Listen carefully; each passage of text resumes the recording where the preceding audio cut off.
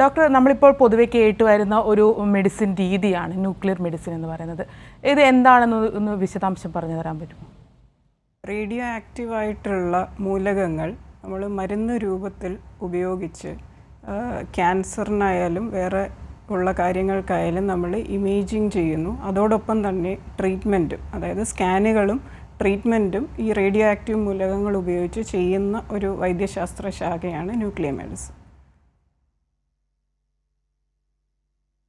വ്യക്തമാണ് doctor. Doctor, ഈ ഒരു തെറാപ്പി അത് എങ്ങനെയാണ് ഈ ഒരു സാധ്യത ക്യാൻസർ രോഗനിർണയത്തിലും മറ്റും കണ്ടുവരുന്നത്?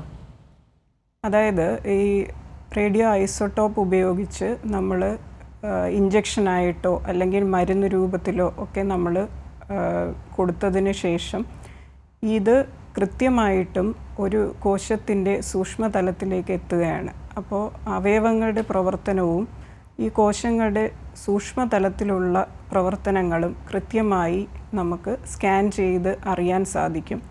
അതോടൊപ്പം തന്നെ ഇതിനെ നമ്മൾ ട്രീറ്റ്മെൻറ്റിന് വേണ്ടിയും ഉപയോഗിക്കാറുണ്ട്. അപ്പോൾ ട്രീറ്റ്മെൻറ്റിന് ഉപയോഗിക്കുമ്പോൾ ബീറ്റ കണങ്ങൾ പുറപ്പെടുവിക്കുന്ന റേഡിയോ ആക്റ്റീവ് മൂലകങ്ങളാണ് ഉപയോഗിക്കുന്നത്. അപ്പോൾ ഇത് കൊടുക്കുമ്പോൾ കൃത്യമായിട്ടും രോഗബാധിതമായ കോശങ്ങളിലേക്ക് അല്ലെങ്കിൽ കലകളിലേക്ക് മാത്രമേ ഇവ എത്തുകയുള്ളൂ. അപ്പോൾ ശരിക്കും പറഞ്ഞാൽ പ്രാക്ടിക്കലി പാർശ്വഫലങ്ങൾ ഇല്ല എന്ന് തന്നെ പറയാം. കൃത്യമായും ആ കോശങ്ങളിൽ എത്തുകയും അവിടെ ഇരുന്നു കൊണ്ട് റേഡിയേഷൻ കൊടുത്ത് ആ കോശങ്ങളെ ഇല്ലാതാക്കുകയും ചെയ്യുകയാണ് ന്യൂക്ലിയർ മെഡിസിനിൽ സംഭവിക്കുന്നത്.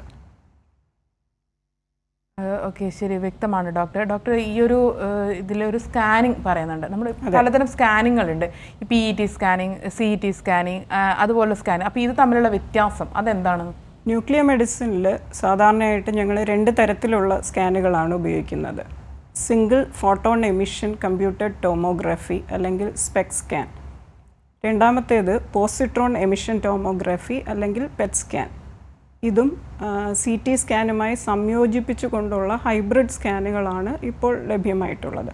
അപ്പോൾ നമ്മൾ സാധാരണ ചെയ്യുന്ന ultrasound scan, CT scan, MRI ഒക്കെ നമ്മൾ ശരീരഘടന മനസ്സിലാക്കാനാണ് കൂടുതലും ഉപയോഗിക്കുന്നത്.